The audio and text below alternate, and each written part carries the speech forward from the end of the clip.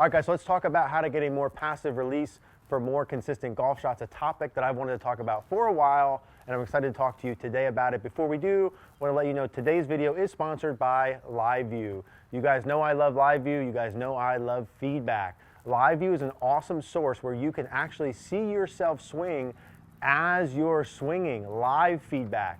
I love video recordings, but what's even better than video recordings is live video recordings for feedback. It's the best way I know how to expedite the process of you getting better. We'll put the link in the description down below with a discount code for you guys if you want to check it out and serious about getting better. So the other part of getting better outside of LiveView, which I like a lot, is a passive release. Now, this is something that comes up a lot in conversation, and we've talked about how much I think you need to use your hands, right, in the golf swing.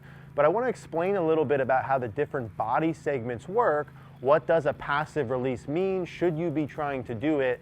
And how do you do it? So the first part in terms of a passive release, when we're talking about how the club head works in space, most people would think about a passive release, if we're looking from the down the line angle, as the idea that the club head rotates about itself, or just rotates, not as much from about hip high to impact and past impact.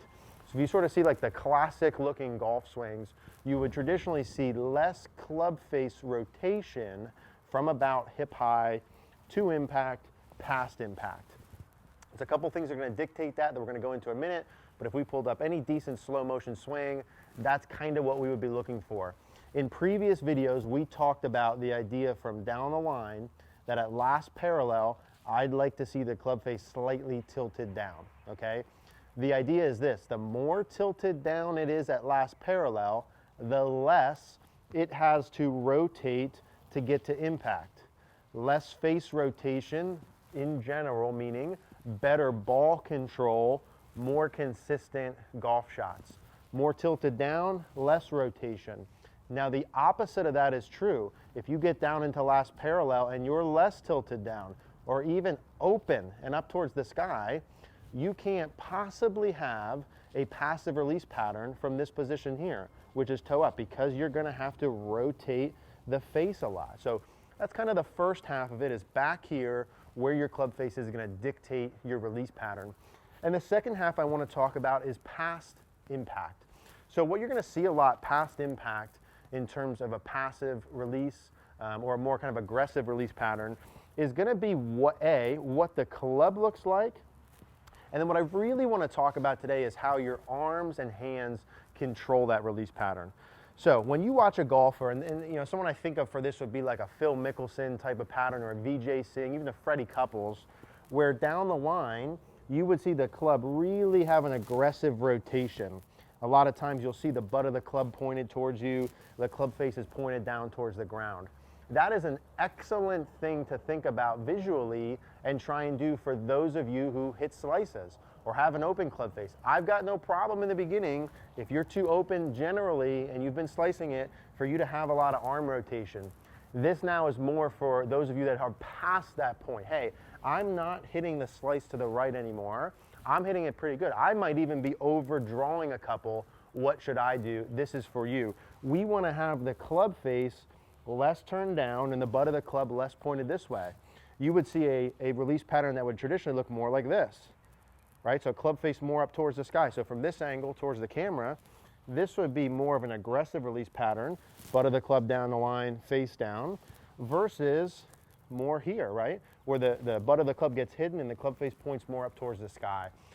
So that's kind of the theory and the what we're talking about. Now, how we actually control those things is going to be a different part. I want to talk a little bit about the cause of that and then how to fix those things. So the cause of why you have a passive release or not, we hopefully know by now, is all dictated by what? It is dictated by your club face position, okay? Just like we talked about with dynamic loft, the same thing applies for a passive release. Those two things are like married together. If you've got good dynamic loft, you probably have a pretty good passive release. If you have not so good dynamic loft, you probably have a not so passive release, which means less consistent shots. So we need to have the club face good. What are the things you're looking for to have a passive release? If you notice, some guys will talk about this drive, hold, release pattern, where I know some of you guys want to have this look at impact where it's like this, and it almost like never releases past the ball. The only way that you could ever release the club, anything like that, is if you have a really strong club face angle. And how you're probably going to need to have that strong club face angle, you're probably not going to have that release pattern if you have a weak grip. Okay, you're probably going to need to have a neutral or strong grip pattern.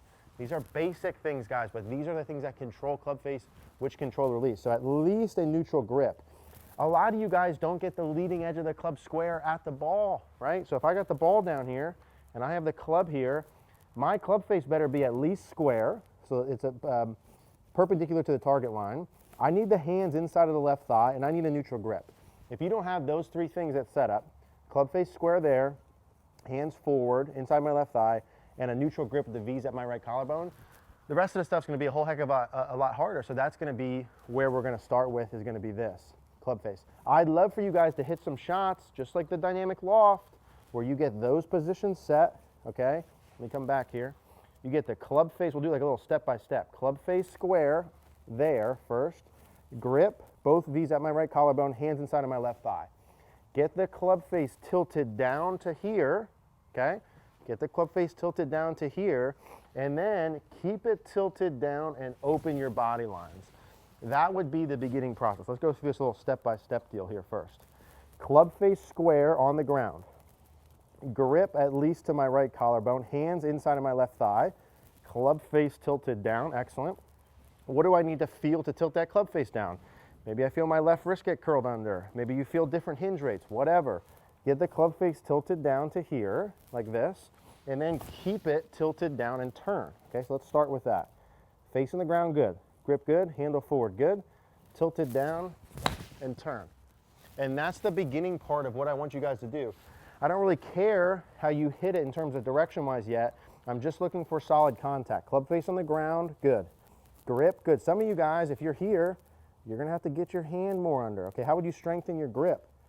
This logo would turn more. Your right hand would be more under like this. You have to make some adjustments there. Club face good, grip good, hands forward, tilted down.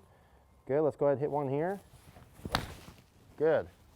Now, that's the second part of this, which is the root cause of why you do it and how you start. Now, let's talk a little bit about what you do at and past the ball to get that passive release. So at this point, we know to get the passive release, we need the club face, right? Club face tilted down. We know we need a good grip. We know we need good wrist conditions. We've talked about that a ton, but there's still another part to this that we haven't really discussed, which is how the right arm works, which is really supposed to be the point of this video that we're waiting till the end here. Your right arm, okay, so let's go through this here. How it works in space is gonna dictate your release pattern. If I hold my right arm in front of me with my thumb up straight forward, and I turn my thumb from my view to the left down towards the ground, okay? That would be internal rotation of my shoulder. Thumb up towards the sky, go down towards the ground is internal rotation. Now, if I go thumb up like this, and I get it to the right of me like this, that would be external rotation. Internal, external. The more during your downswing that you go thumb down towards the ground or internal rotation, the more closed and not passive, meaning club face closing a lot, is gonna happen. The more that you're external like this, the less the club face is gonna close. If I get down to my last parallel position and I hold my right hand in front of me with the thumb towards the camera, the more I get my thumb pointed to me where my target would be, which would be like this, or my palm towards me, and I put a club in there, okay? So here's me like this, here's me going internal rotation. Now, which release pattern did this look like? The passive one or the one that's more aggressive? The one that's more aggressive. Now, what if I go like this, excuse me, and I get my thumb pointed in this direction, which is more externally rotated, and I put the club in there? Does that look more in a good position, like elbow in front and lag, or here's my internal rotation, okay? This might be a little complex, so I want you to pay attention here with me. Here's me externally rotated, like this, okay? Like this. Here's me, what does that do for me? Elbows in front, club face is under control, wrist conditions are good. If I do nothing else but I internally rotate my arm, I go into this, okay? How many of you guys come down and you see this sort of motion? That is internal rotation of your right arm. Now, if you came down and I just fixed that, what does that look like? Here's me fully external. I don't want any of you guys trying to pull your elbow in front of you or pull your arm down. Good players get their elbow in front of them because they externally rotate their arm, and that's what puts their elbow in front. Notice I'm neutral here. Elbow's in front of my hip. Here's me going internally rotated. Where does my elbow go? Behind me. Here's me going externally rotated. Where's my elbow go? In front of me. Notice how that changes that in space. The point being, this external rotation position could be the missing link for your passive release, even if your club face is good and your wrist conditions are good. So when you internally rotate too much, that's going to be like this. When you keep it externally rotated, that's going to look like that. So for you guys, the feels here would be the elbow is externally rotated, my palm's facing away from me. My palm stays facing away from me, stays facing away from me, stays facing away from me. It turns as my body turns, so it finishes at my target.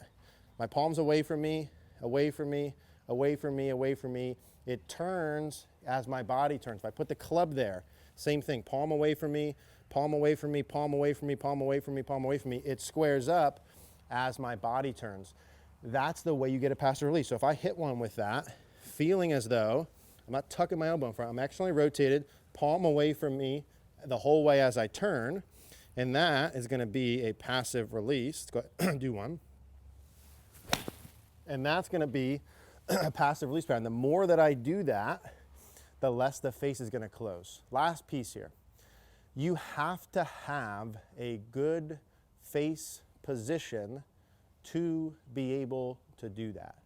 When your club face is too open, you are going to internally rotate your arm to square the face, okay? None of this stuff works without a good club face. If you want a passive release to hit the ball more solid and more straight, you need good wrist conditions. You need good right arm structure. None of that happens without the face. So you got to go back and make sure those three things are good. Face is square there, grip is strong enough, hands are forward, tilted down. That's where you start, and then you do those pieces. Those are the main pieces involved with passive release.